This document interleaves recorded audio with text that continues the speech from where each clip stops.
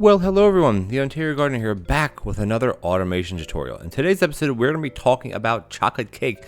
This is part of the More Cakes, I guess that's what it's called. It's called the Cake for Dinner mod pack that's available on the Steam Workshop.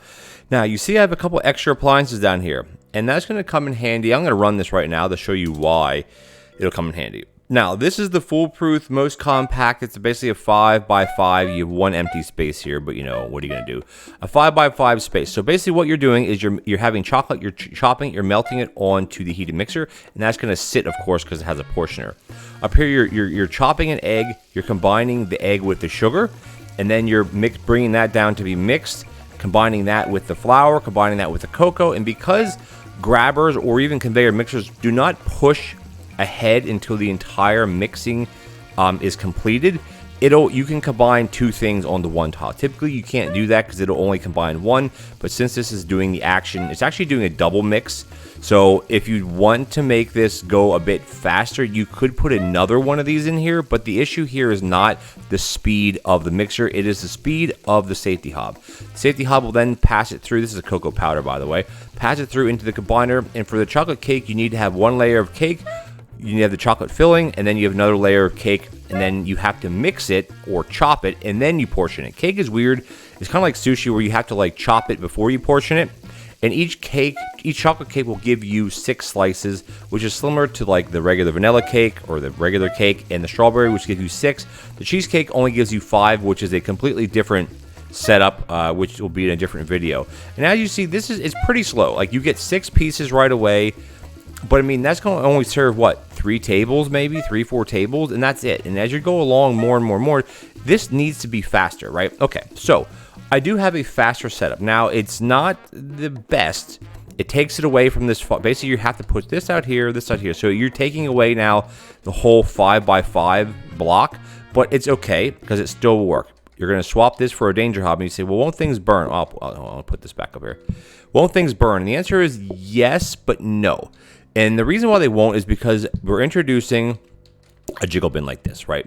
Now, the other way you could do this is you could have this, you could redo this whole entire thing to filter this around. So the cakes are going to the prep station, and then they're being filtered back into this.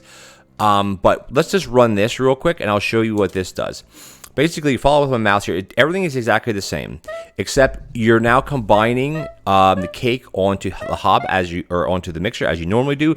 And the way that combiners work, combiners will always do the combining action before any grabber or any regular grabber will grab anything, which we'll demonstrate here. So it actually is pretty good that it does do this, because you can have it set, see, watch what happens. It'll automatically combine and then wait for the second one. Now, a danger hob is 2x speed compared to a safety hob, which is a 1x speed, or excuse me, which is a 0.75 speed. It's even slower, and it's going to combine like this. Now, we're going to wait to see what happens when all of these get exhausted, because you'll be able to have 4 pieces, 5, 6. Now, the thing is this is going to cook before this is completely finished. Now, watch what happens. This is going to take it and go into this. So basically, every one cake you're gonna lose one, like every 6 pieces you're gonna lose 1 layer, I guess, of cake, because this is empty now. But now just watch. We're gonna wait for this to cycle through again. This will combine onto this, and it'll start getting into the whole portioning stage, because the way that portioners work is they'll start portioning. You'll see it'll be portioned at 99.9%. As soon as one gets taken away, like this, boom, it'll auto portion it, and there you go. And now it'll sit like this. Now this system will continue to run, and what makes it good is that the jiggle bin takes around the same amount of time as this takes to cook. So you'll see this will finish. This is going to come up and it's going to sit here, and it'll go across, and boom. So this is in and this is in. So they take roughly the same amount of time. So this cycle will never back up. You may say, well, it's such a waste of cake. Well, it is, but the problem is unless you're pulling cake like crazy, you have to have a waste system. So, I mean, if you want to use the safety hob and have that 5x5 block, which is very, very slow, but it's foolproof, you don't need to have a jiggle bin. You don't need to have this sticking out here. By all means, do that. But for me, I would highly recommend using the danger hob and having just a jiggle bin, and having it set up exactly like this, because it'll be more than twice as fast for making the cakes. And as long as you start, I can't grab a full cake from there, but as long as you're portioning cake out, which, if cake is your main, you're going to be serving, dozens of, slices a day. And this jiggle bin may never actually fill up. Well, I mean, it will never, quote, fill up because it's a jiggle bin. And the reason why you want to use a jiggle bin instead of using one of the other type of bin is because depending on how long your run goes, this will end up, you'll end up having 5 pieces. Because the cycle that you see here will never break, it'll never end, it'll continue, because this takes as much time as this does to filter through. Just watch. By the time this gets around to here, it's going to hop on there and then boom, right in. So it takes exactly the same amount of time for this to cook, to travel along and go into the jiggle bin. So this is a foolproof way. I'm going to back off so you guys can see it a bit better.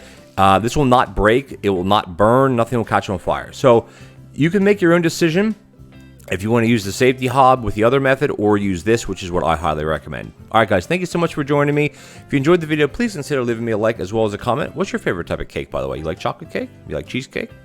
You like funny cake? You like shoe fly pie? Shoe fly pie is pie, but still, it's in a cake form. You can eat it with your hands. Alright guys, thanks a lot. If you're enjoying this series of automation videos, hit that subscribe button. It would really help me out, and I'll catch you guys in the next automation tutorial. Take care now.